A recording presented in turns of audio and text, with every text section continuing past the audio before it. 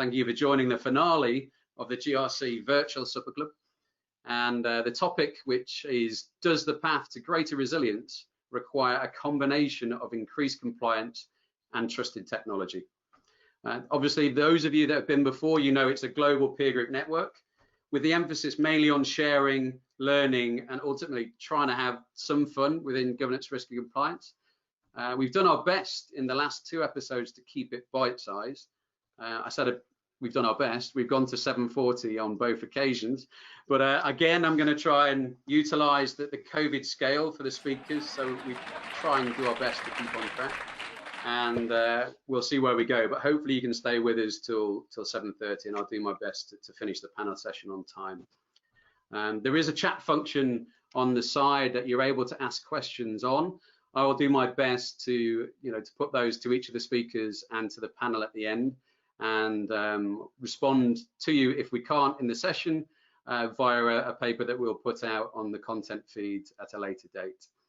Our 3 esteemed speakers, which should be around me one way or the other, are Nicola Anderson, Chris Skinner, and Georgios Samakovitis, if I pronounced that right, Georgios. And we've also got 3. Good. Was that good? Was that good? So we've got 3 special guests joining the panel. So I've got another prop, hopefully that'll help us manage that. But that's Chris Grant from Barclays Ventures, Gareth Evans, who's Digital Risk Advisors, and Thomas Alderse Baas, who's from Bowmen Group. He recently qualified in AI. So they'll be joining us. So I think we've got most people signed in now. So I'd like to thank our sponsors, actually, finally, SAI Global and the Bowmen Group for sponsoring this. And we've also got our illustrator, Danny Burgess, who will be penning away as we speak. Another great illustration. For those of you that haven't seen the first 2 that he's done for us, they capture the conversation as we go through the session. So we don't have to send out too many notes, and it's more pictorial. So I hope you have your microwave meals and drinks ready. I know a few of the panelists have got their drinks. I've got my usual bitter. And I believe Chris has got the same food on the menu as myself this evening, which is a packet of Pringles. But hopefully you've got your dinners ready. I think we'll get started. So I will firstly introduce Nicola Anderson, who is the Strategic Development Director from FinTech Scotland. She's been there nearly 2 years on secondment from the FCA, the Financial Conduct Authority. And Nicola will hopefully be discussing COVID-19 from a broader resilience perspective, and specifically how she's been working with companies, pivoting to stay relevant and and manage either their software or their companies in these challenging times. So please welcome to the stage, Nicola Anderson. Wow, thank you very much, Lee. I'm presuming everyone can hear me, and I'm going to take a nod perhaps as that's correct, so that's great.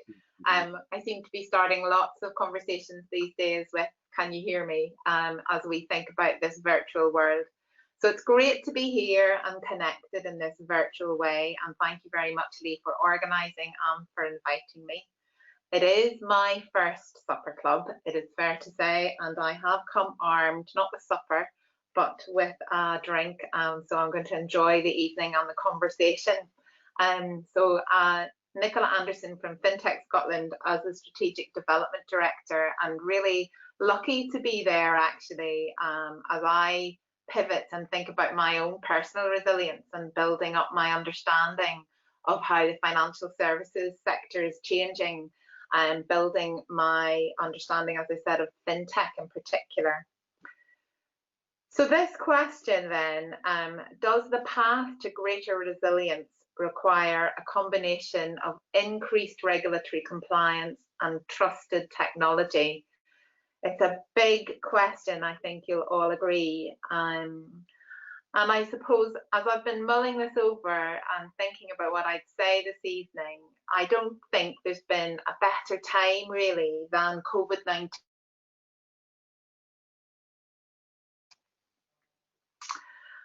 I'm sorry, I had a call coming in there. I hope that I didn't disturb the conversation. I was just saying that as I've been mulling over that question, I don't think there's been a better time to really answer this question about greater resilience. at this time. So thinking about the question, I think the outcome we're looking for here is greater resilience. And if that's right, then I suppose the opportunity is to step back and think about, well, what is it we need to do to achieve greater resilience? And when I think about it in that way, I tend to come out with words like continue, ability to be able to operate, react, interact, deliver. All of those words come to mind. And then we think about the way we're working now and living now. We're certainly having to think about how we adapt, how we change, how we accept to a certain extent our circumstances, how we continue to play a part, and how we create or reinvent and think about ourselves in a different way. So part of that greater resilience is absolutely about adjusting, certainly about problem solving and reinventing how we deliver. And I think that leads me on nicely, if I can, to FinTech. That's certainly been helping the financial services sector adjust, reinvent, think about problem solving. And it has been around for years. It's certainly got a lot more profile more recently. But when I'm looking into things and wondering, you know, how long it's been around, articles will talk about FinTech going back as far as the 1830s, as we think about the introduction of the telegraph and how we connect and communicated differently all the way back then. Up to closer times, the introduction of the ATM, we've always been associating tech, I suppose, with change, resilience, building that opportunity to reinvent and build that greater connectivity. And so that takes me right up to this present moment in time. So FinTech Scotland has around about 140 FinTech SMEs working in that community at the minute. We've seen a very resilient community react to COVID-19. We haven't had any real businesses that have had to stop or pause. They've been able to think about the capabilities that they have and think about how they would adjust and change. So they're looking at greater resilience through that ability to problem solve and to reinvent. So we're seeing greater resilience come through as they think about how they can support the SME market at the moment. Particularly keen to help SMEs get a better handle on their money, their finances, a better overview generally of where their cash flow is, what they can think about for the future. We're seeing greater resilience as they think about the lending market. Really important that at this particular moment in time, as we think about not just resilience now, but resilience in the market in the future, we consider that conversation that's possibly necessary about affordability.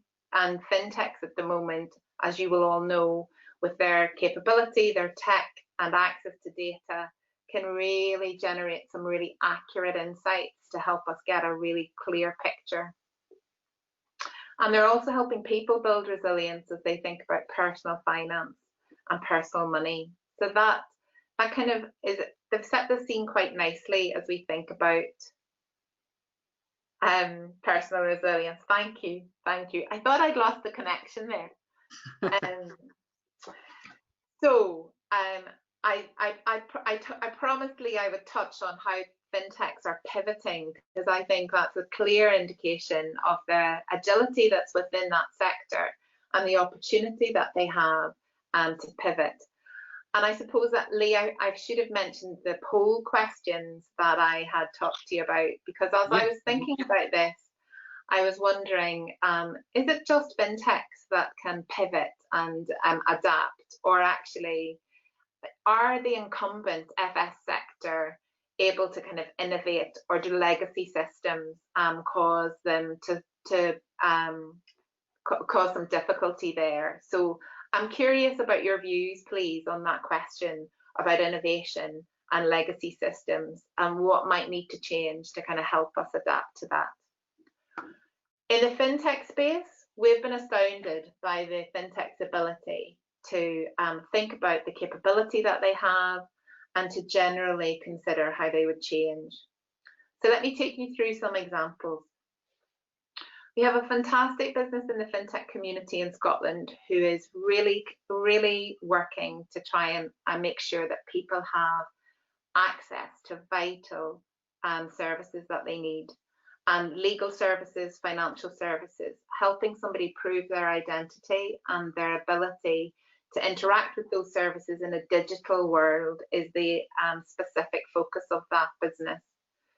Now, of course, as COVID-19 hit, some of that business fell away. They had to really think about how they could maintain their income streams, and they pivoted really quickly, focusing on the NHS, and spent quite a lot of time now supporting NHS England and NHS Wales as they vet the newcomers and the returners to that system. So lifting their identification, verification capability from one sector right into another, pivoting really quickly and being able to adapt. We've also seen FinTechs think about how they support the financial services sector, as many as we all have had to move virtually. So overcoming issues that you would need to think about in a physical space, such as signatures, how do you move away from wet signatures, that type of thing, really practical examples that they've been able to address and really support. And then as we think about the vulnerable customer position in particular, we've also had FinTechs really consider how they could support the sectors like the credit union sector, get that sector much more digital so that they could continue to serve their customers. So those are examples, I suppose, of the back office, the B2B space, and that leaves the question, can you pivot and be resilient still if you're in the B2C space as a young, innovative company? And we're certainly seeing that as well. We've had FinTechs start to think about, again, how they could support the SME market, what they could do to help them navigate that huge volume of support from government support, local support, etc., what's best and applicable for their businesses, and how they can get through that wealth of information quickly. So just being able to help somebody navigate that has been hugely helpful. And with FinTech capability through data analytics technology, they've been able to do that. They've also, as I've mentioned, helped SMEs hugely in thinking about their cash flow, managing their business, and thinking about that longevity of different sectors in the future.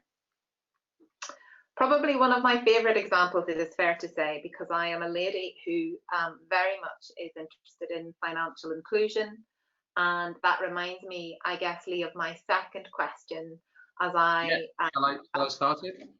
I'm very, very aware that my view, as well, maybe I'll not share my view, but I'm interested in your view as to whether or not FinTech can enable greater financial inclusion.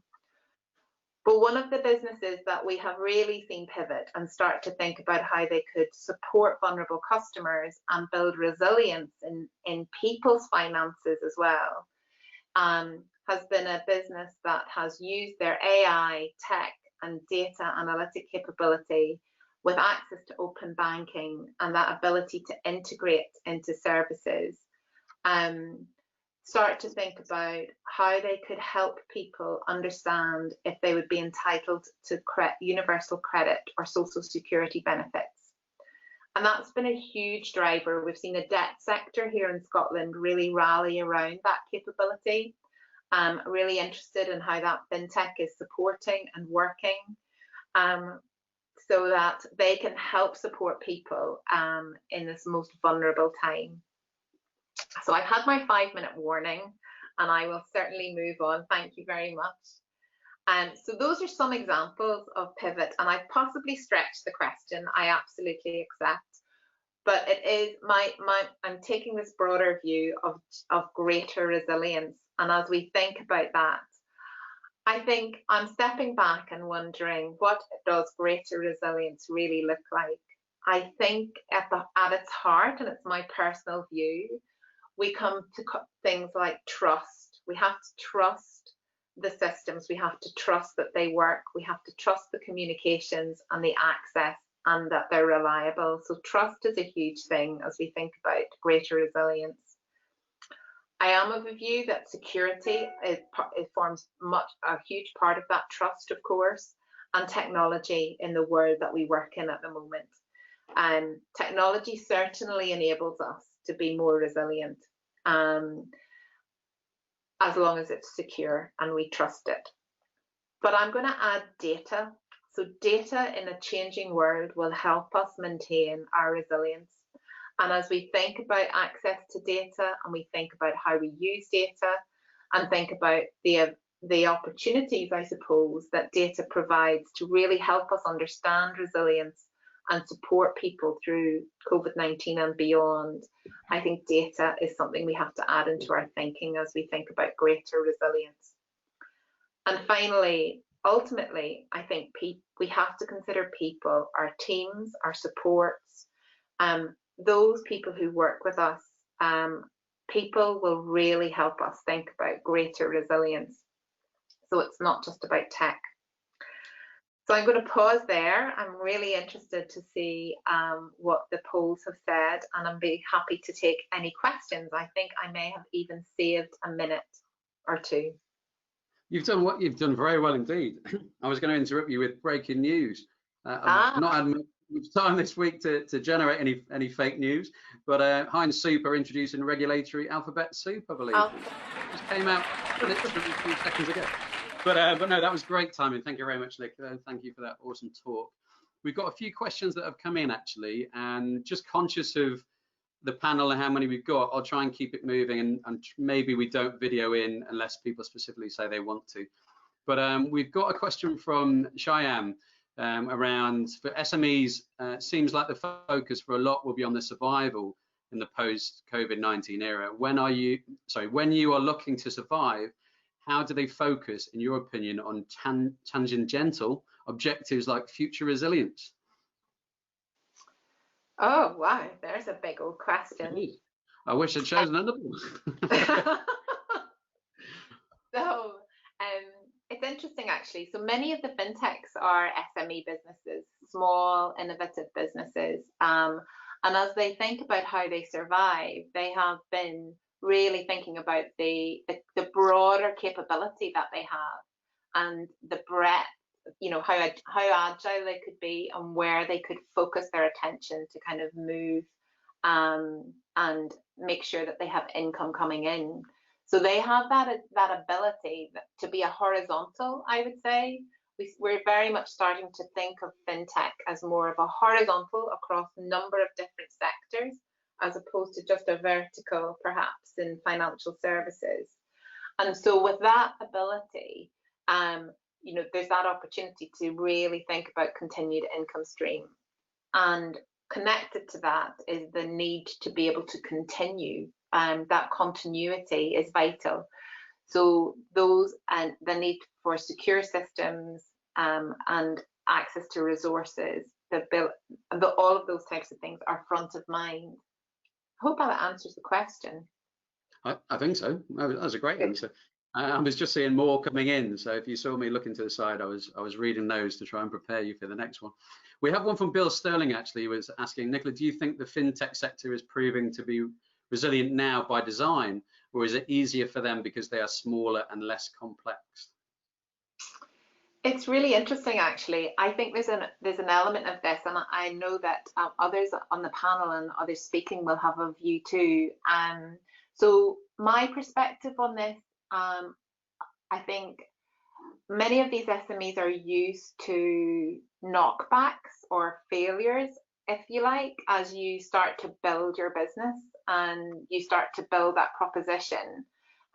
Especially if you're starting from a zero or a base position. So that ability to be able to overcome a setback is there right from the beginning. So I think that personal resilience is very, very helpful in that space. I did have another point, but could you remind me of the question so I could remember what I was No, I think you answered it. It's fine. What we can do is I think I mentioned before, we can gather some answers to these post-event, and I'll circulate, so that's fine. I think we've got quickly time for one more, I think, before moving on. This is from Terence Lee. I'd like to hear here's FinTech Scotland's suggestions on what UK financial service firms should be doing right now to prepare, can't even speak tonight, to prepare for the supervisory authority regulations expected in 2021. Again, a big question, but that is a big question. I think I think the FCA has been very clear actually about what its priorities will be through a number of different publications, really. And Chris Woolard yesterday, for example, has just launched another podcast where he articulates some of the priorities for the future. But it's running through many of that will be Chris, funnily enough, describes it as they're trying to create a bridge between two halves of this crisis. So we are currently dealing with the health half of the crisis, and we now need to think about, well, what might the economic half of this crisis look like? And so as we think about our responsibilities within the financial services sector to customers in particular, and the vulnerability that this crisis will definitely have caused, I'm sure, there's that opportunity to prepare to support that vulnerability, I think, is certainly something to consider. Perfect. Thank you very much. Well, thank you for that great speech. Please, we have with us now Chris Skinner, who is an author, a financial commentator that many of you may follow on LinkedIn and through his blog, and he's also a self-proclaimed troublemaker. So I'm hoping tonight's not going to be one of those nights that he's going to cause trouble. But he's also recently published his new book, Doing Digital, Lessons from Leaders. And Chris, I believe, will be talking about regulation around micro or macro and innovative or not so innovative industries. So please welcome to the stage, Mr. Chris Skinner.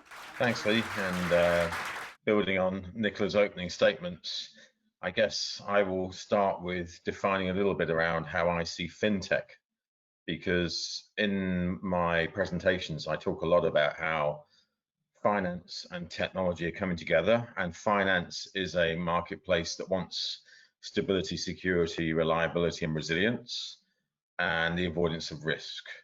But technology is all about risk. Technology is all about innovation, about changing the game, doing things differently, and innovating. And bringing the two together is a friction that's quite difficult to manage. It's almost like bringing together a parent to work with a child. The child wants to change the world, the parent wants to keep the home stable and secure. And it's a difficult relationship, therefore.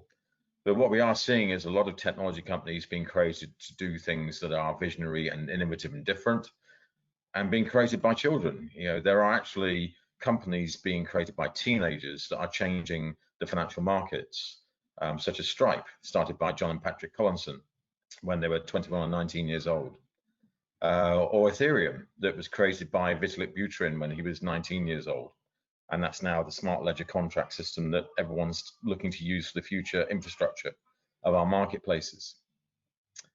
So what's actually happening is that technology is changing the game, and it's resulted in a lot more granularity of solutions. So instead of having a end-to-end value and supply chain managed by one bank, you actually have an end-to-end supply and value chain that involves hundreds or even thousands of companies. There's over 12,000 FinTech startups around the world, and most of them are doing one thing. You know, I mentioned Stripe, just doing merchant checkout using 7 lines of code through an API, or Square doing point of sale, or Adyen doing merchant online checkout systems, or Klarna doing escrow checkout online systems, or Alipay. Ant Financial with Alipay has thousands of APIs and apps and services that are deployed to other banks across China, to other technology companies across China, to other companies across the world. PayTM in India is run on an Alipay platform of technologies. In fact, it's interesting when we talk about financial inclusion. in that I've talked for a long time in my books and writing about technology includes everybody. And 25 years ago, a journalist asked me whether I seriously believe that one day someone will make a payment from the top of Mount Everest. And I said, absolutely yes. And 5 years ago, someone did make a payment from the top of Mount Everest. Because if you have a mobile telephone and access to a network, you can actually trade and transact and use financial services anywhere.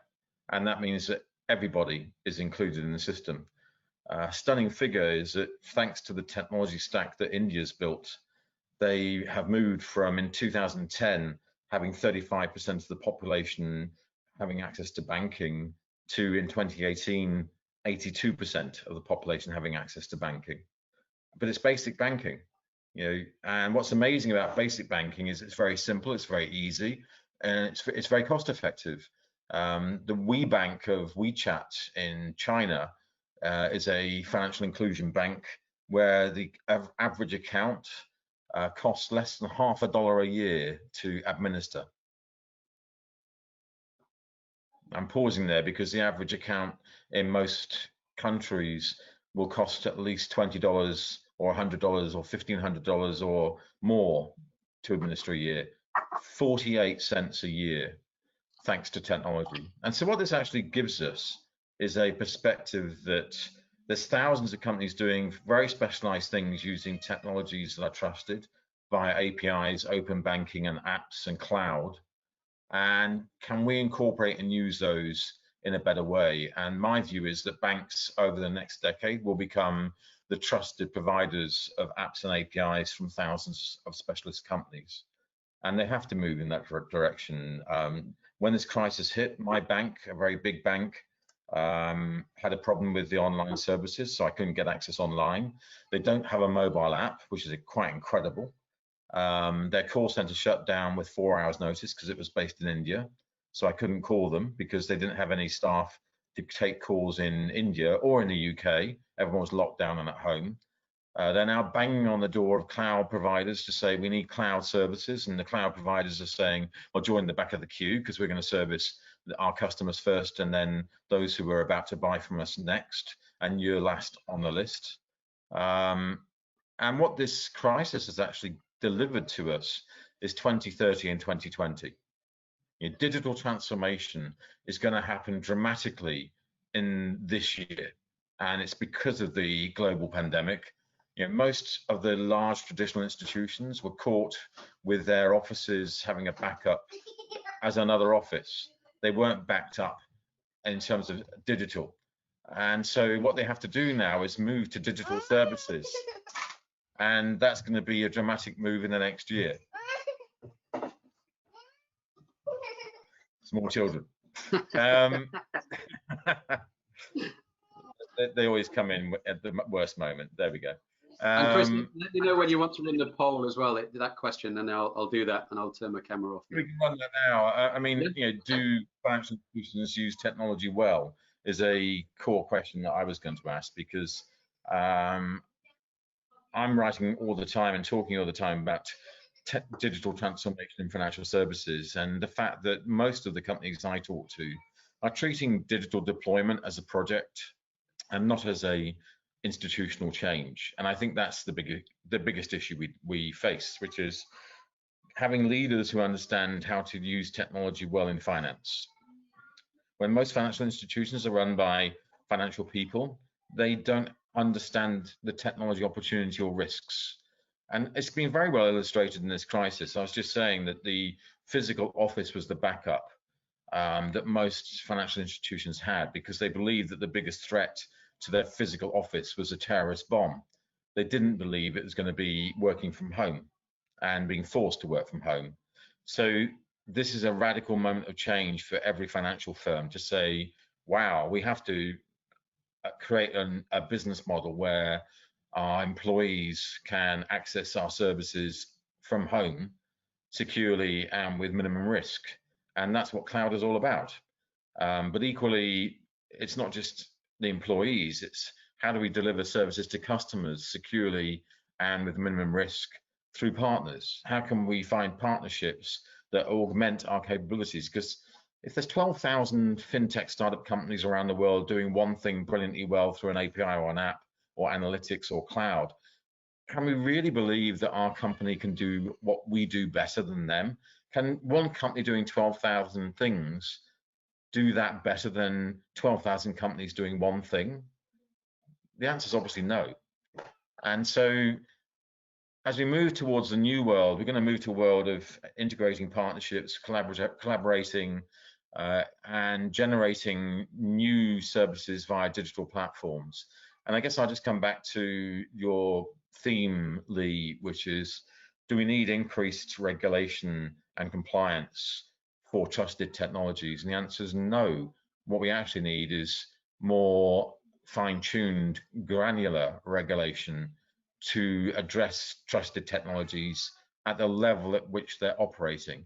So most of these technologies are operating at a singular functional process level through an API or an app, and we need to regulate singular, granular, focused processes through those technologies, rather than saying it's an overall framework that covers everything. You know, no bank in the future will manage the whole supply chain and value chain of finance. Instead, they will integrate and curate thousands of services that form that end-to-end chain. And the regulatory structure has to address the granularity of process and function rather than the totality of marketplace and operation. And I think that's going to be the biggest singular change we're going to see in the next decade, that all of the regulators will start to focus upon how do we regulate just making an online payment, or just making an online trade, or just making a indication of interest, or just making a settlement, rather than what we've addressed in the past, which is the completeness of process amongst central counterparty clearing, or amongst investment banking settlements and payments and buy side and sell side and blah, blah, blah, blah, blah. It's got to be much more granular. So that's my net, I guess, which is technology is changing the way we think and do things. It's very naive, it's very young, it's being generated and used and developed by a lot of people who have no idea why banking is regulated the way it's regulated. But we know we're regulated this way for a reason. We don't ask to be regulated this way. The reason we're regulated this way is to keep things stable and reliable and secure. So marrying stability, security, and reliability with risk, innovation, and vision is something we now have to make every day.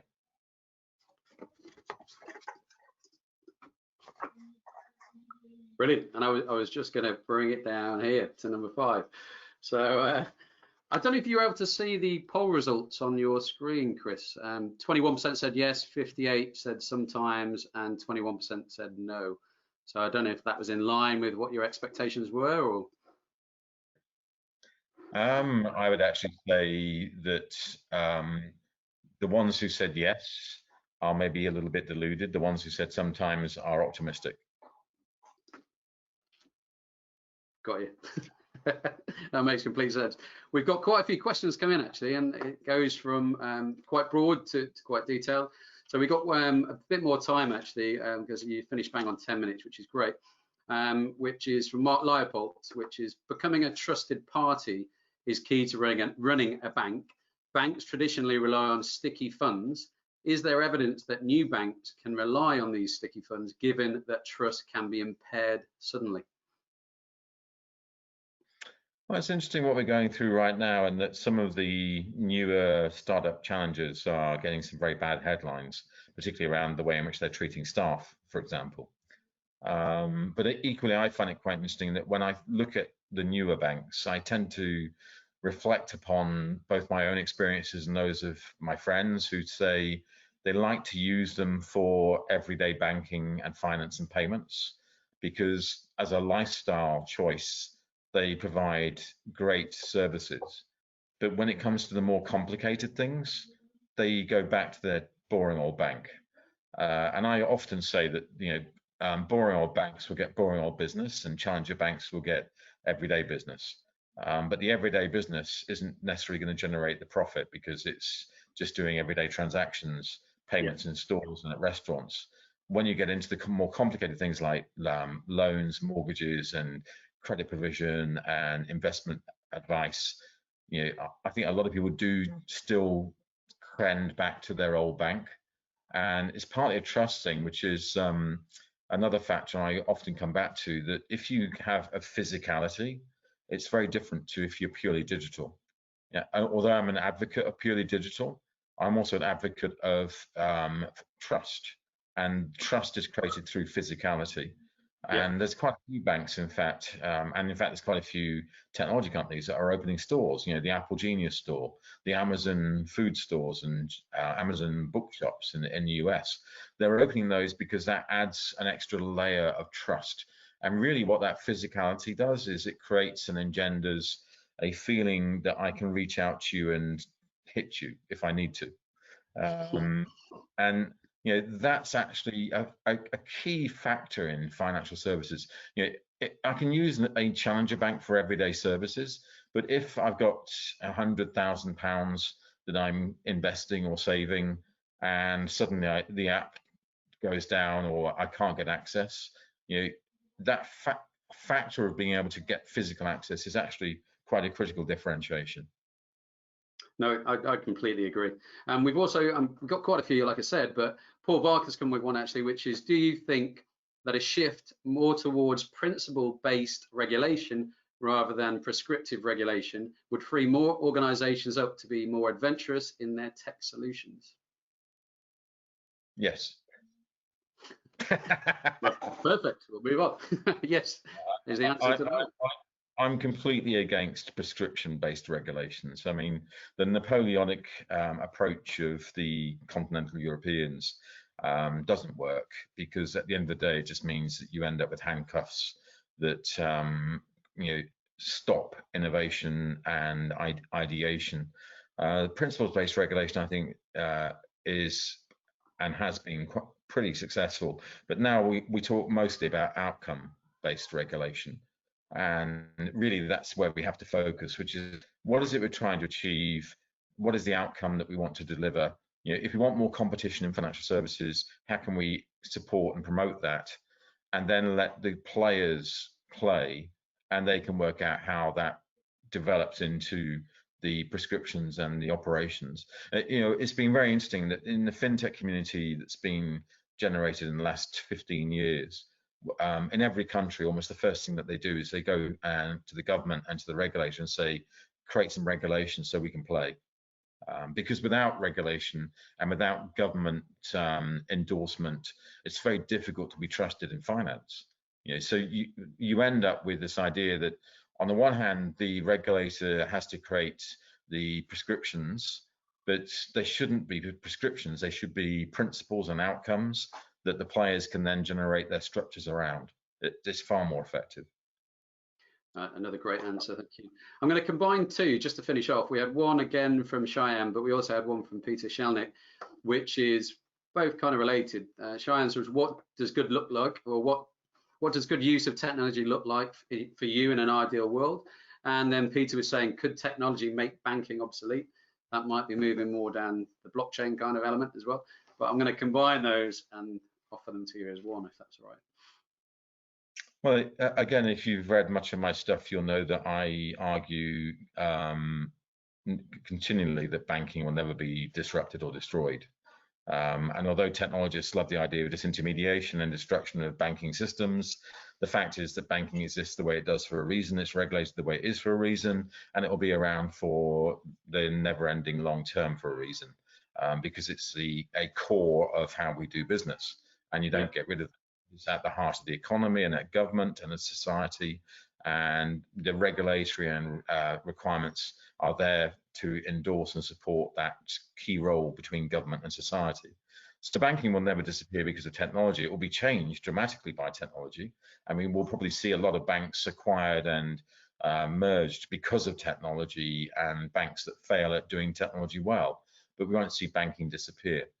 In terms of banks and companies that do technology well, that's actually the focus of my latest book, Doing Digital, because I actually sat down and I went through, what banks do I respect who are doing digital well, and I ended up with a very short list of big banks like JP Morgan Chase, BBVA, and ING. And I went and talked to them all to find out how they view technology. And at the end of the day, they all pretty much said the same thing, which is that they have to be a technology-based operation with digital at their core. But to make that change is a dramatic and huge challenge to the organization, because the organization was developed 200 years ago, and now they have to radically shift their structure. But they're trying to make that shift, and they're not there yet, but they're well on their way. Brilliant. Thank you very much, Chris. We have our third esteemed speaker of this evening, who is Georgios Samakovitis. Samakovitis. Yes. Yep. Yeah. Who's a University of Greenwich principal lecturer in computer science, including artificial intelligence. He actually is no newcomer to the Supper Club. He was at the event we did at the Barbican in November 2017, which I'm not sure what I was eating or drinking at the time. I came up with a title, The Hedgehog and the Fox, a GRC dichotomy. But we had a very good evening there. And George is with us tonight to hopefully, I believe he's going to be talking about trusted technology being a prerequisite for regulatory compliance. So please, everyone, welcome to the stage, George. Okay, thanks very much, Lee. I mean, I really enjoyed both Nicola's and Chris's talks. It's a really hard act to follow, but I'll do my best, as one does.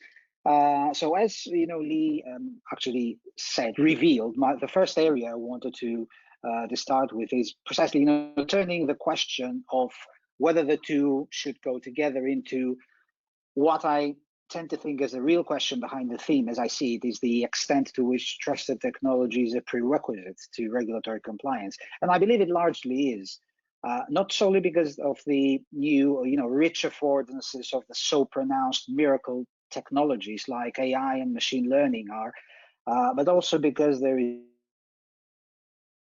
a lot of on the other side, on the dark side. I mean, myself, I specialize in anti-money laundering technologies, uses of AI for anti-money laundering and complex network analysis to identify patterns of, illicit behavior. So sometimes you will see me borrowing these, terms from that field. So bad actors using advanced technologies and they're a lot more sophisticated than we think. They are unbound, but we need to think that they are unbound by what we have in industry. They're unbound by organizational bureaucracies, they're unbound by regulations, and of course, they're unbound by compliance itself. And they are free to make use of these technologies in a way that legitimate organizations are dreaming of. So here's one thought: what can we do to mitigate this? Well, it's not my thought; it's the ever-ending question in the regulatory space. And currently, there is a lot of work on these lines carried out in FinTech, RegTech, to that direction.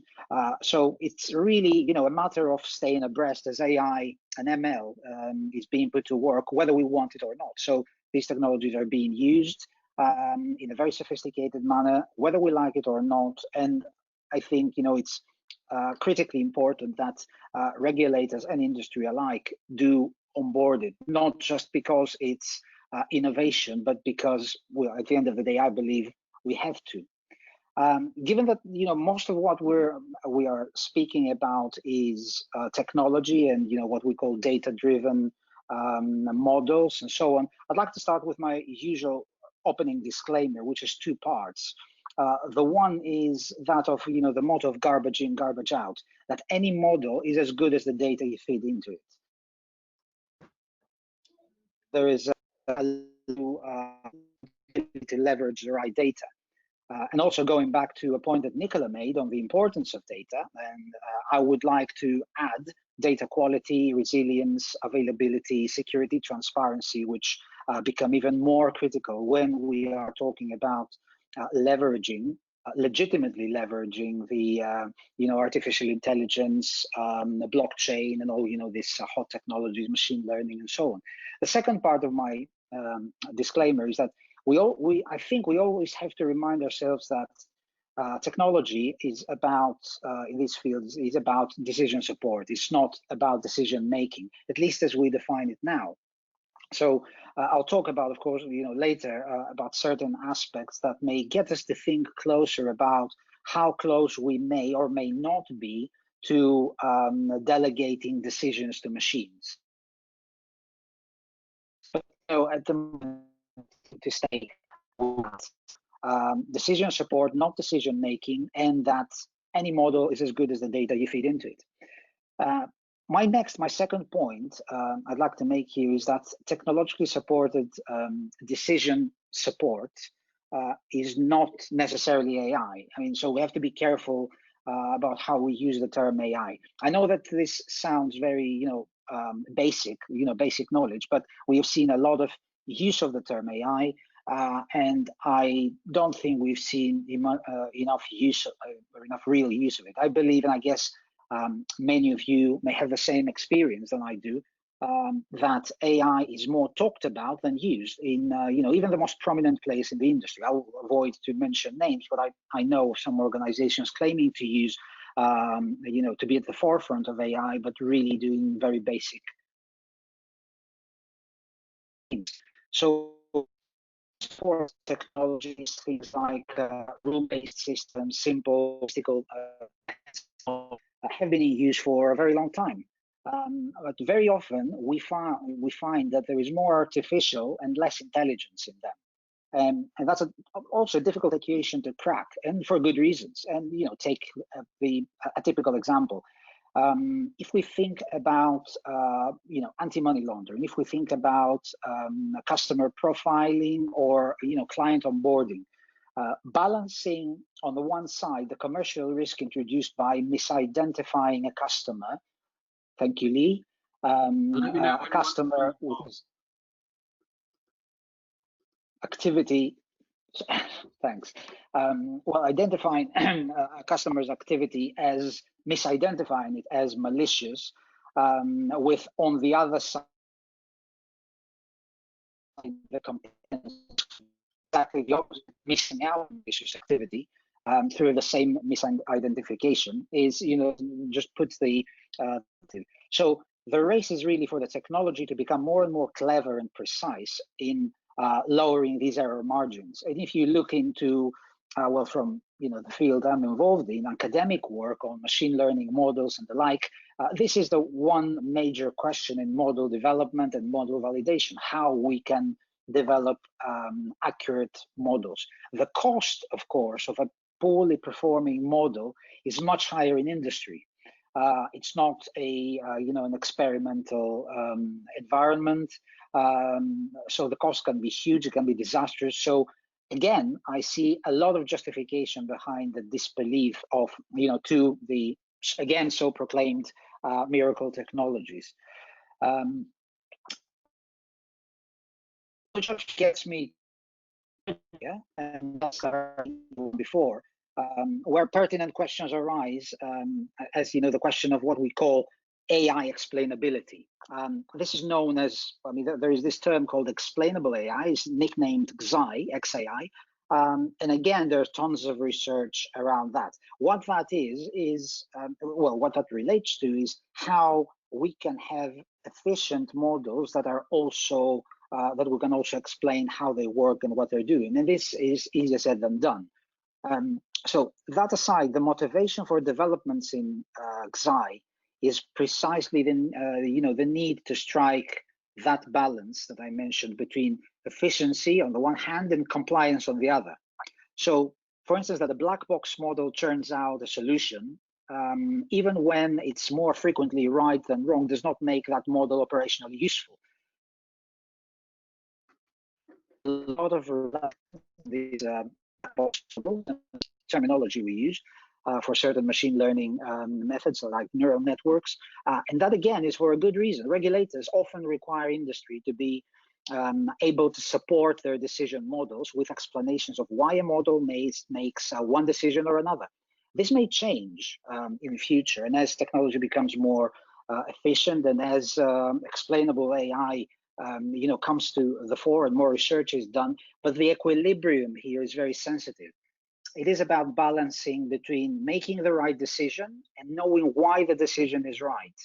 And I think more importantly, about knowing why things have gone wrong when they do. So yet another theme for debate is how do regulators and industry value explainability versus efficiency? And where is the right balance? Oh, we're having a few connection issues. Compliance to regulators. Can you hear me?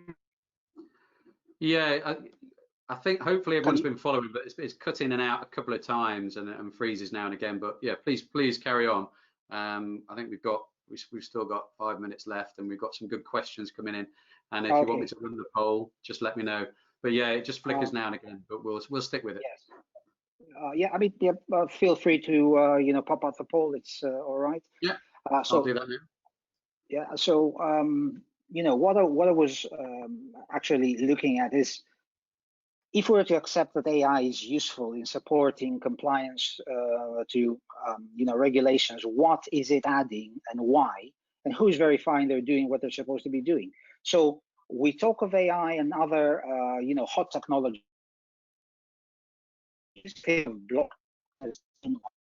But what can we do in compliance? Well, most of all, that there's starting from understanding patterns of behavior and activity that is otherwise hardly visible. So anti-money laundering is an example. Identifying and redefining in a dynamic way typologies of such activity. So, for example, see classifications of fraud. So use cases are endless, and we can all think of many business processes that can benefit from more data-driven insights. If we take, for example, blockchain and smart contracts, there is a lot of promising work in the RegTech area to embody or encode rules into what we call self-executable scripts to verify or manage compliance. We have also to think that these technologies are already used for what we call regulatory arbitrage, which is the avoidance of regulatory jurisdictions that can be automatically identified and favor. And of course, these are very young technologies, and the concerns are great. I mean, if you think the Law 2.0 debate, the code is law debate, raising the question of how much of the rules. Thank you. So thinking of how much of these rules can be safely delegated to automation and so on. So that brings me to my final point, which is about, well, whether regulation is a blocker of technology and AI, and whether it's a blocker for AI in particular, but whether it's a blocker of technology, and that's very relevant to what Chris was talking about. I'll start from something good about the FCA. If we take the FCA as an example, I think we'll be able to say no, it's not a blocker. The FCA has made it very clear from the beginning that innovation should not be impeded in technology and other fields of its remit, and for that it should be at level 39 and regulatory sandbox initiatives and so on. But if we look into the broader picture, I think there's a natural conflict, for want of a better term, between regulation and innovation. The very fact that the law is reactive, and in many ways it has to be, is the starting point. On the other hand, innovation is by nature about leveraging uncertainty and creating the bulk of its value in the more loosely regulated spaces. So regulators have an extremely difficult task there, not stifling innovation, but developing a safe, ring-fenced framework for profitable business, and to do so while guaranteeing security and integrity. And I also think that we need finally to add in the equation new trends and data about data and its governance. So the ever-increasing need for recognizing customers as owners and custodians of their own data. There are privacy-aware technologies which are being democratized currently and given to the end users. And this step is necessary, but this does not necessarily make easier the work of industry or the work of regulators. So perhaps moving towards regulation as a service or privacy as a service is the right direction to go. And this is, very largely happening in FinTech, where there is a redefinition of services and the reintermediation, just as Chris has said, where a new FinTech ecosystem is being created and supported. So in this area, there's the slicing and redefinition of the services, supply and value chains, which create more space for innovation while also not impeding the regulators to operate, at least as well as they used to. So I know I may have offered more questions than, but this is the point. So AI, machine learning, blockchain, smart contracts, and other technologies, I think can do very much to support compliance, you know, in the same ways they can do a lot to evade it. And that's me. Brilliant, thank you, George. And I don't know if you saw the results from the poll were 63% were 10% or less, and we had 11% more than 50%. So I don't know if that was in line with your kind of expectations on that. It was with mine. I thought it'd be higher than on the 10% or less box. And there was, and somebody actually messaged before saying, I need to work on my jokes. I'm glad they thought it was a joke, but because they're not going to be pleased with this next breaking news, which is Microsoft have sacked their journalists in favour of a fly. I think that's meant to say in favour of AI, sack that robot. But we're moving on from that quickly, right? But we got a couple of questions for you. So one has come in from Gareth Pugh, actually, which was, what do you think the first major fundamental AI change will be in the financial services? Has it happened, or is it, you know, going to happen soon? Right. I'm not sure. I'm not sure. You know, anyone can put a crystal ball this question with certainty. Yeah. Well, I mean, my crystal ball says that a lot of it started happening. I mean, there's a lot in just, you know, on the back of your joke. Actually, there's a lot in chatbots and you know, automation in the natural language processing, which is, you know, doing pretty well. I mean, if you think, you know, of certain of the bigger financial services firms using it not only for customers, you know, for customer facing applications, but also for communication. Lost you. Within their tech support. Oh, you break it up a bit, George. The AI is not working on your laptop. I think we lost you completely now, and I had a really good question for you. Are you back? Am I still there? Oh, you're back now. You're back now. I am. You broke up a bit then. Yeah, I am. So yes, I was saying, you know, natural language processing. I think it's good. We have a lot. You know, we have a lot to see. I think there is a lot to see in the compliance and anti-money laundering space, but that requires, you know, collective intelligence. That requires sharing, data sharing, or even, you know, what we call data-less, information free. I am back. I'm going to try and get one more question, hopefully, before your camera freezes again. But it came in from Andrew Churchill, actually, and this is going to be. He's put some big words in here, which is not what you need when you're trying to read many letters on your laptop. Given the opportunity for FinTech TPPs to become an obfuscation tool for money laundering, how do you see tech ameliorating this threat? We're talking about, you know, transaction and payment, you know, processes. I think there, you know, there was a lot. I mean, this, you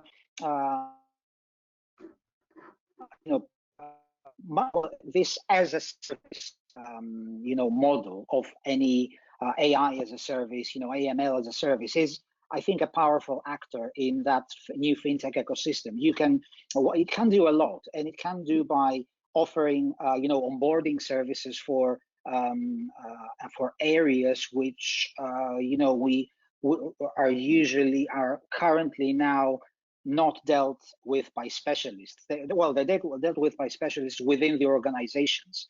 But we're talking about moving this onboarding, privacy, anti-money laundering, fraud detection as bespoke services, not bespoke for one particular customer or another, but bespoke for the entire ecosystem. So yes, I am very, you know, I'm very optimistic about that. Brilliant. I think there's plenty more as well for you, George, which we'll add to the Q&A session after. But thank you very much for your great talk. And there was a few. Hopefully you stayed with that conversation, and there was a few technical issues which we managed to get through, which was good. Yes. So yeah. Well, no, I blame Sky for that. But yeah, do that. Let's blame them. I'm not with them anymore, so let's blame them. I will introduce you to our panel guests.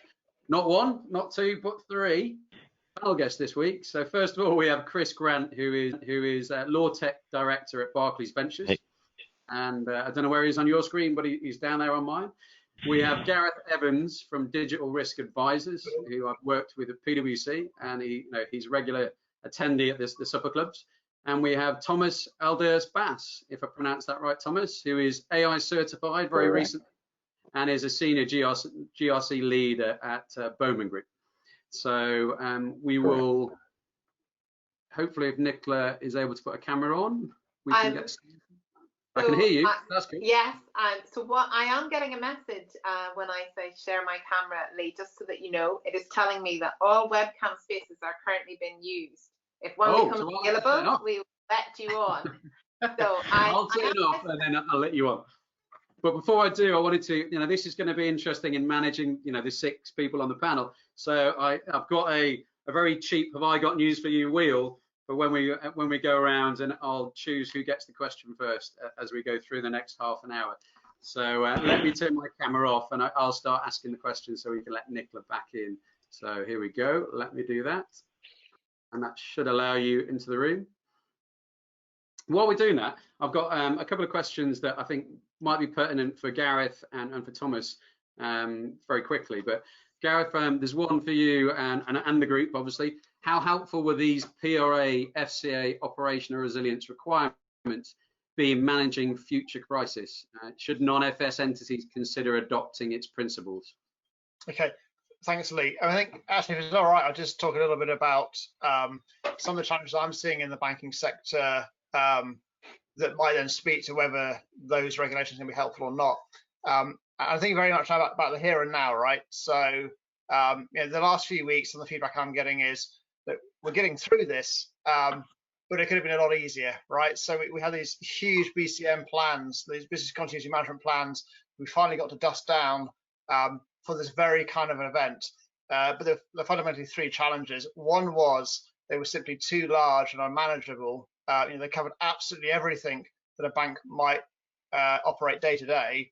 The second thing is that they were static. They weren't a live thing. So to quote one client, our plan said, right, that press is owned by John. Right, where's John? Okay, we can't find him. So that they were unmanageable and unworkable. The third thing is, frankly, they came up with ideas and concepts that were irrelevant, and particularly more so with the advent of FinTech. But there was so much time was invested in how do we make sure we have secondary sites for our staff. Well, you know what? Look, we're all at home right now, right? We're all working perfectly comfortably at home. So why do we need these things? So if I think about the PRA and FCA guidance that started to come out from late last year, even before COVID kicked off, I think the win-win with it is that it's saying we need to focus from a customer and market point of view and think about it from a service line point of view from their perspective, right? So when we think about regulatory compliance, we want to think which of these processes are critical in any crisis. Start with those and start with it from a customer disruption point of view. What can they not withstand? And the interesting thing that Nicola was pointing out that made me really think is we can model today based on a business as usual what that looks like, but it will change, right? So what people need when we go into crisis mode will be very different to what day-to-day life looks like. But either way, if we can prioritize per the regulation the service lines that matter most, and then just limit our focus on the technologies and the systems and the people around those areas, then we are limiting the scope of what a plan needs to look like. So that makes it more manageable. But with that said, I can see people getting so fixated on that regulation that they fail to take a step back and think about the things that will make us avoid that going through to a second time. And I hear a lot of clients saying, we want to talk about business process mapping.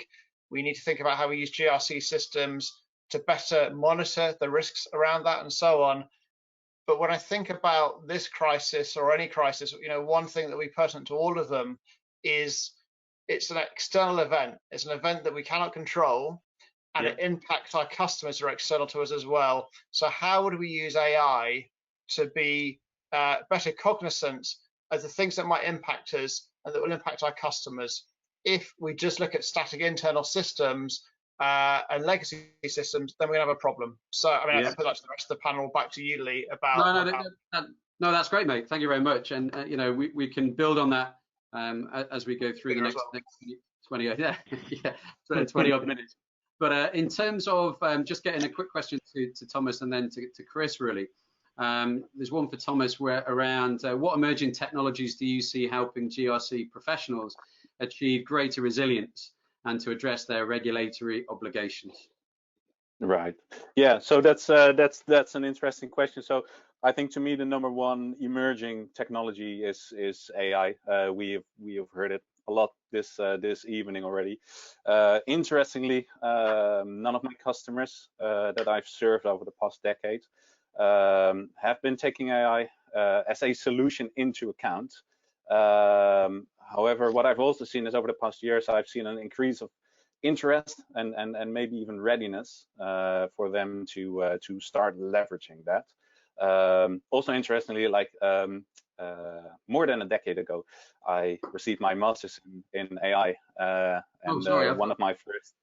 I said it was recent.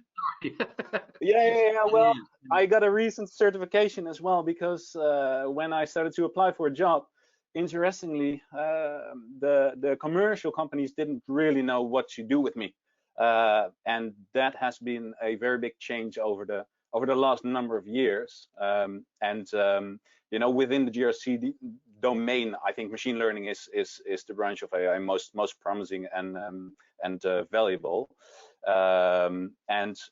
Just as GRC programs, so we help customers implement big GRC programs leveraging GRC tooling, and just as they are journeys and the program evolves, so does in my view the potential to leverage AI.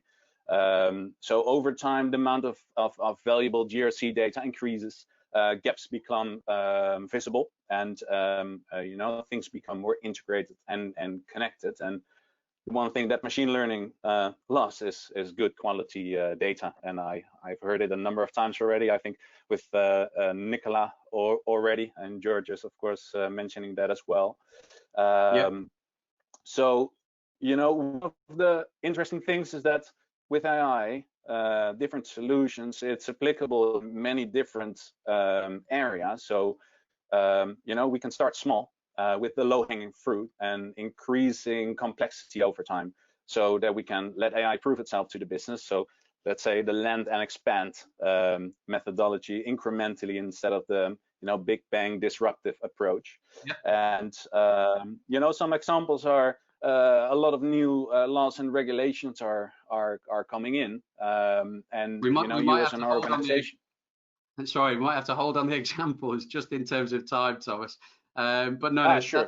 If that's all right. It's just quite a few questions coming through, and I know I promised to try and finish at 7:20, but that was a great answer, and we can build on that in a second. I just wanted to get Chris involved into the conversation, and really it was to do with, I know you're from the law tech side and from the operations side, the legal side, how you're seeing accountability, and who is accountable, for this kind of technology that's been implemented, or how are people managing accountability?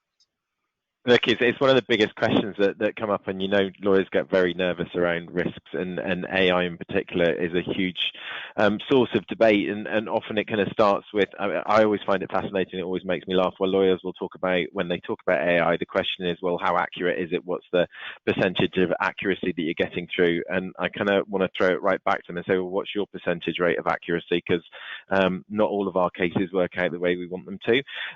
So it's interesting, because the next thing they then will will always talk about is who becomes accountable for the decisions that AI is making. And it's, picking up on what Georgios was saying before, we're nowhere near the stage where AI is able to deliver full decisions that we can act upon without somebody having to do some kind of triage before it goes through. But it is that question that we will face, and that will become more prevalent later on as AI starts to build, is actually where does the accountability sit? Who is it that becomes responsible ultimately for decisions that AI is making? And going back to the framework that sits behind it as well, I mean, where does the accountability sit against that as well? Because this is all part of what the decision process becomes, and it really becomes a focus, therefore, in terms of who becomes responsible for what, particularly if things start to go wrong. That's a great points, and that's with my background in the Big Four as well. Accountability is always something. Obviously you've got the senior manager certification regime coming out as well. How that's going to be built into kind of the technology that takes away the accountability. But I don't want to drive us down too much of a rabbit hole on that. But in terms of another question that's come in actually, which maybe Chris might not be, but I'll throw it out there and then put your finger up. On disintermediation, do you think FinTech can disintermediate Google, Facebook, etc., etc.? That was Andrew Churchill again. Use some easier words for me to read out, mate, on a small text. But Chris, is that one for you, Chris Skinner? I can take any question. I know Mr. Churchill quite well, so hello, Andrew. I mean, disintermediation has been a term thrown around for over a quarter of a century, and it hasn't happened. And I think it's more a hope and a dream of people than a reality, which goes back to what I was saying in my opening discussion around banks exist and are regulated for a reason. It's not because they want to be regulated the way they are. It's because it's a resilience and reliability and stability structure that has to be endorsed and enforced by government. And what's interesting for me is, as the debate went around just now, and I'll throw this back out there, and Lee, you can moderate this, but what's interesting for me is GRC, ESG, and AI. So the reason I mention it is that banking is at the core, finance is at the core of all of the issues we face in the future around the environment and sustainability and corporate governance and business. And my belief is that it will become far more of a requirement from government for finance to behave ethically and responsibly in how they finance business in the next decade, and how they enforce businesses that are doing things that are bad for the planet or bad for society to rein back on those operations by not financing those operations over the next decade. And I think technology, and particularly AI, will play a very specific part of enforcing that regulatory structure.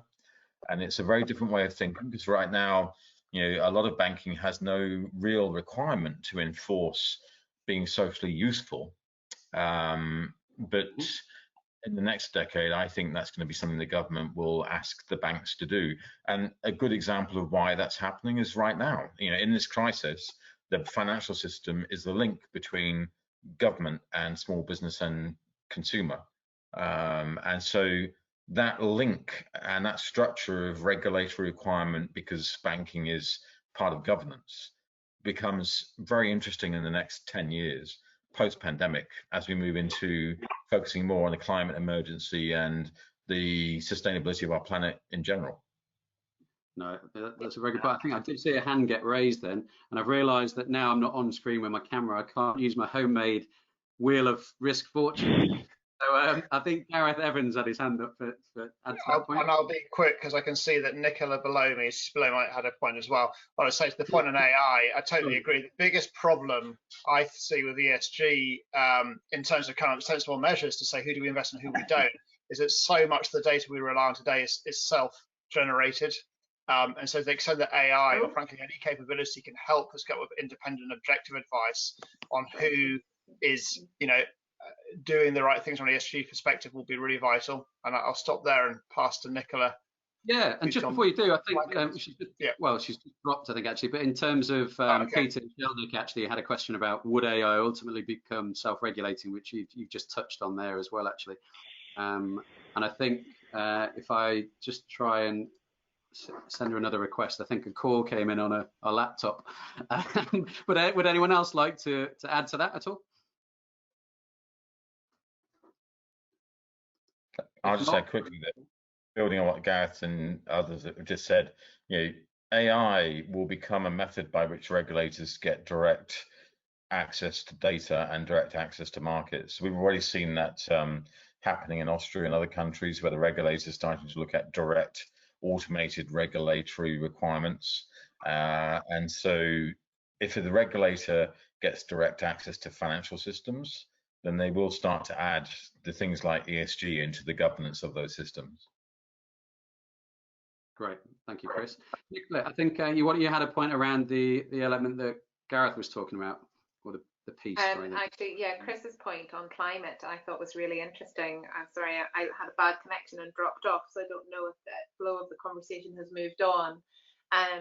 So I think it's really interesting with the changes that open banking bring, direct information, direct access to that type of data with the right consent.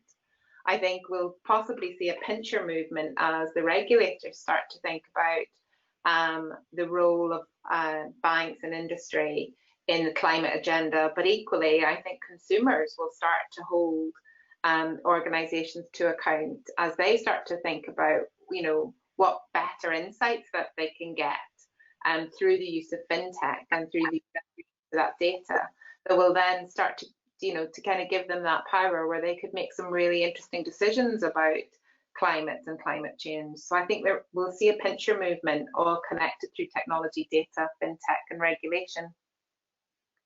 Fantastic, thank you, Nicola. There's a question that's come in from Terence Lee, actually. And I believe it I'm going to try and turn it into the conversation we had, because for everyone out there, I do have pre-calls to try and align everything. So we spoke about this with Chris, Gareth and Thomas, I think the other day. But the question was really around big challenges in supervisory authority documents.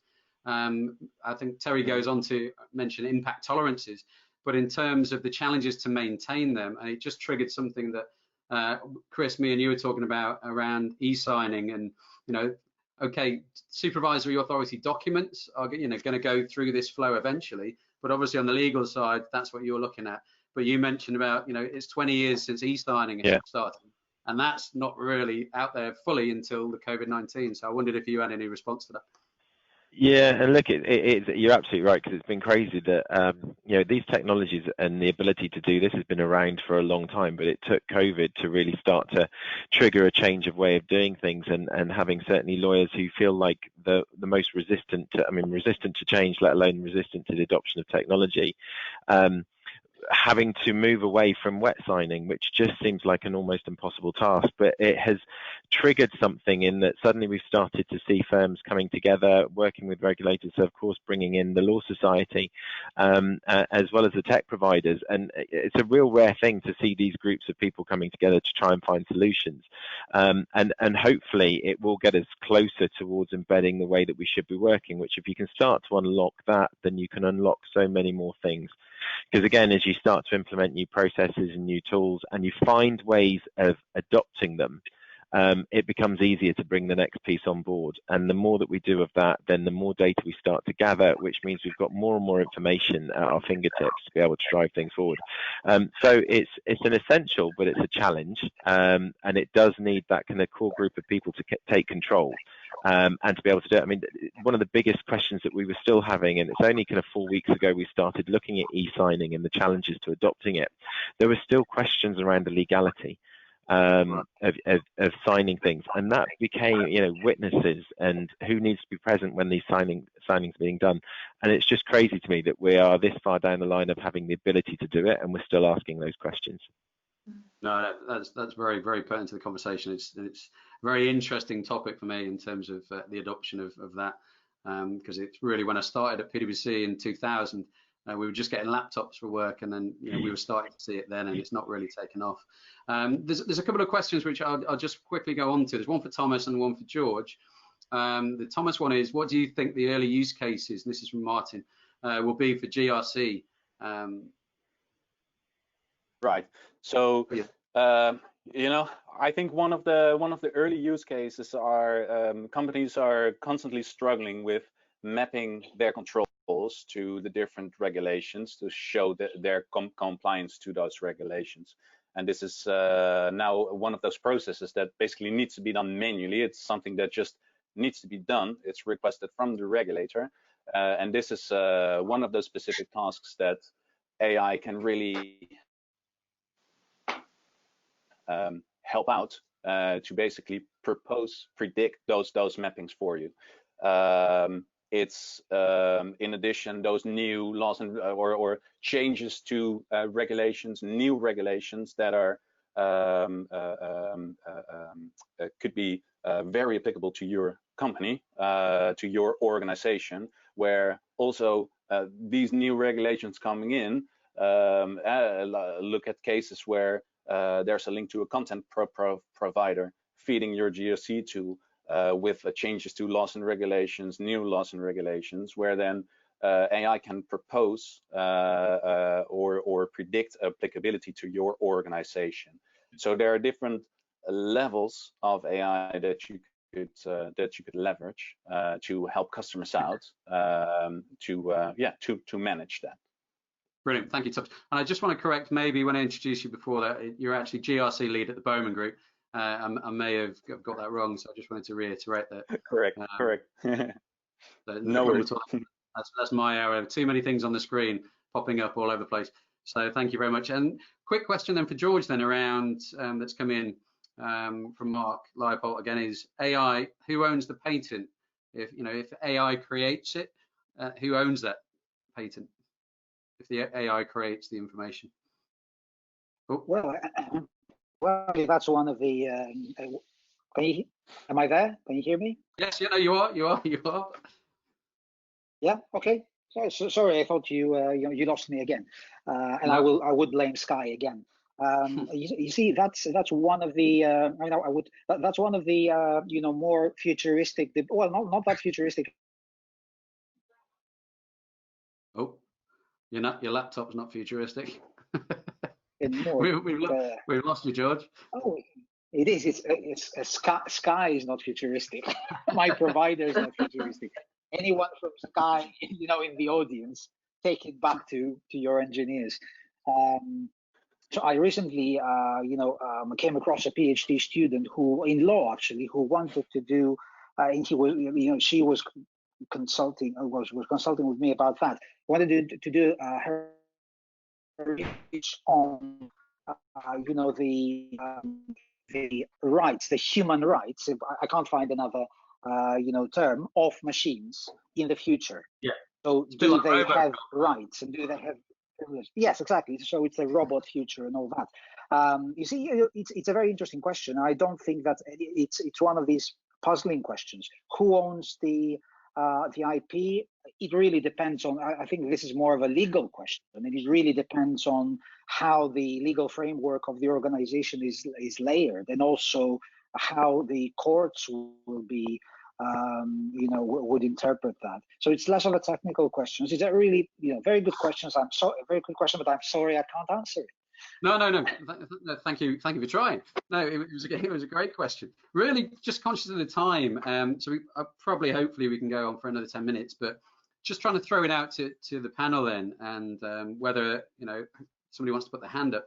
But trying to summarise, is regulation a blocker to technology, or will they work together to eventually help us become more resilient? Just trying to wrap up that question. Has anyone got any thoughts on the? Chris?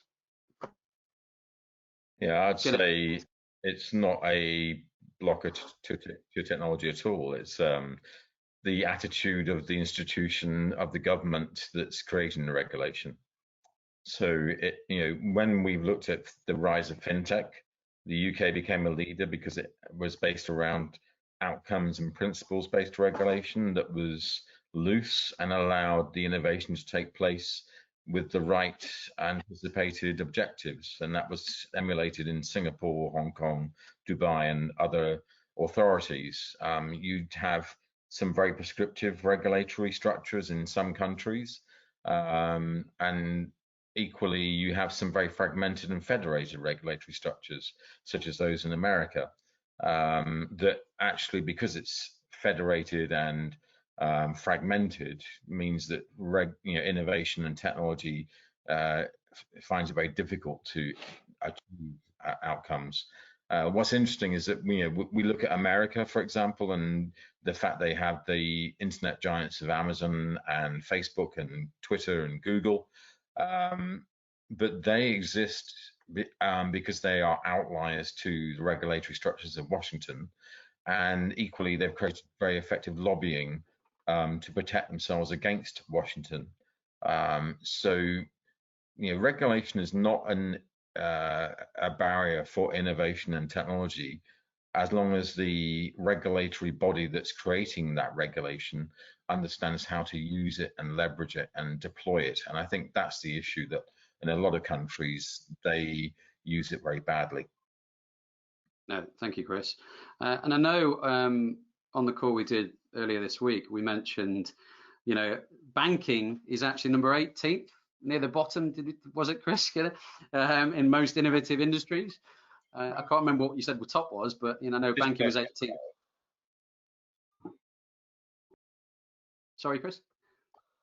Just below textiles. That was it, yeah, just below textiles, which I thought was very interesting. So is there anyone else that wants to just to help summarize the questions? Obviously, again, the title. Yeah.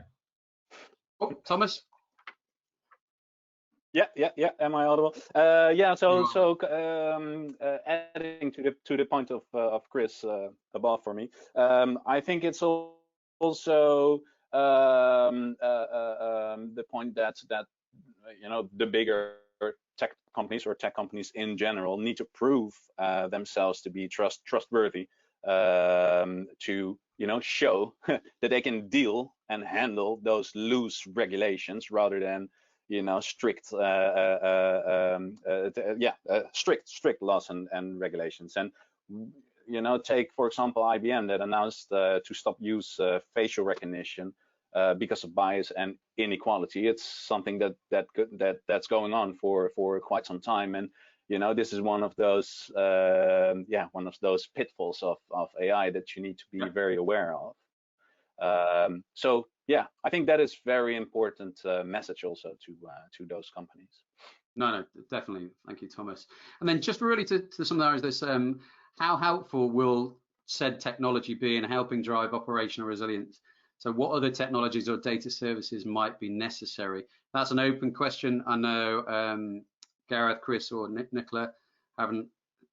Do one of you three want to take that one, or open to anyone really? So how helpful will technology be in helping drive resilience? What other technologies do you think maybe might be necessary? Gareth, I think. Are you frozen? No.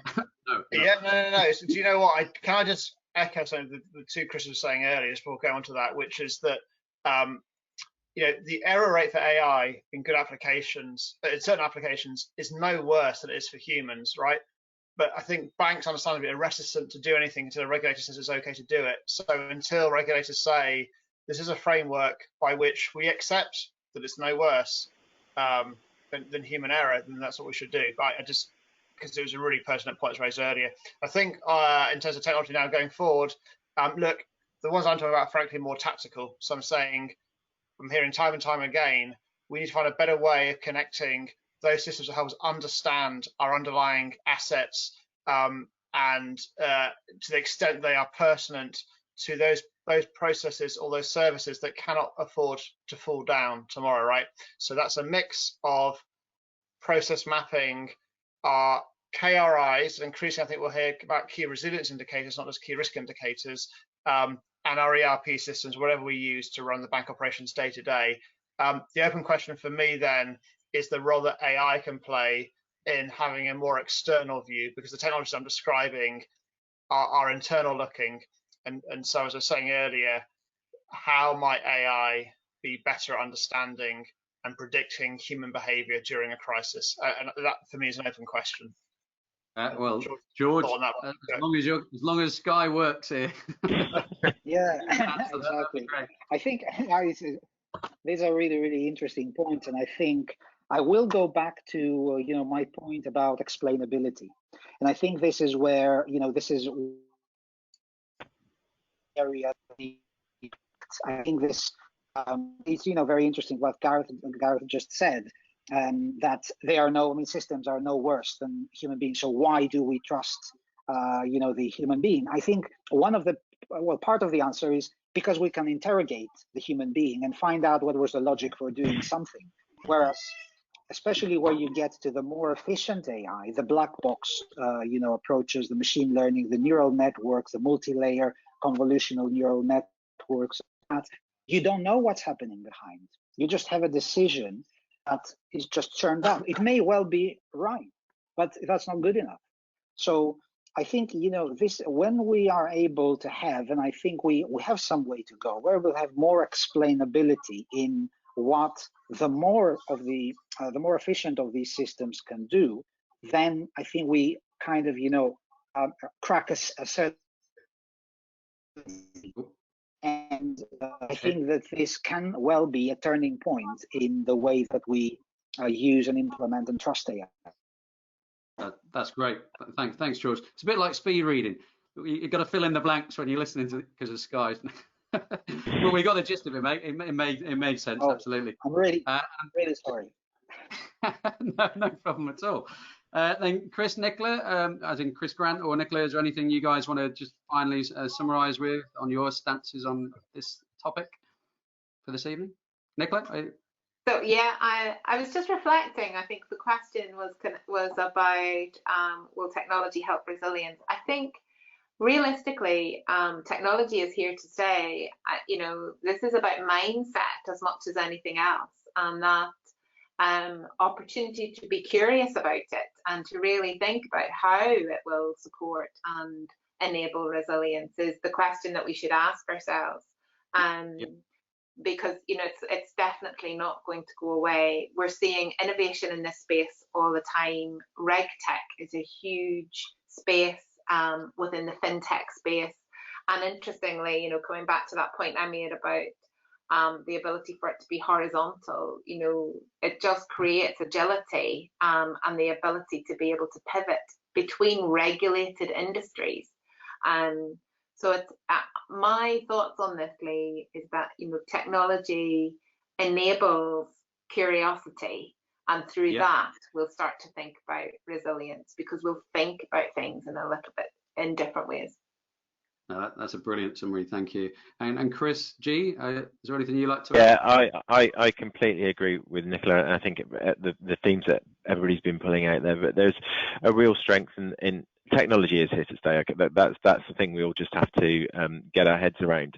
And many of us are and already thinking about it, and it's as it gets implemented, it's then you start to think about the wider piece of what more you could do with it. And ultimately it's giving us control, it's giving us visibility, and it's giving us transparency that we never saw before. And that's what's really going to help us to be able to make informed decisions around where we go next, what we do, or where we've got opportunities to do more, but also where there's risks to be managed. And that's where the real strength comes. So that the sooner we get on board and start to adopt and help to accelerate the technologies that are coming through, the better position we'll be in. Brilliant, thank you, Chris. And then really, we're pretty much bang on time, a little bit over. Is there anything that Chris S or Gareth want to add just as we close? Nope. Are you frozen again, Gareth? I'm done. Honestly, I appreciate that everyone's probably wanting to get onto their drinks or whatever. No, I think you're right. So firstly, thank you everybody who's an attendee and who's been listening in and sending in all the great questions. And then secondly, please let me thank the speakers for giving up their time and the panelists as well. We put in some time this week and late last week to align topics and make sure we weren't going to duplicate any responses, etc. So thank you everybody. Stay safe and have a great evening, and see you all soon. Thanks. Thank you. Thank you. Bye everybody. Thank you. Bye. Bye. Bye.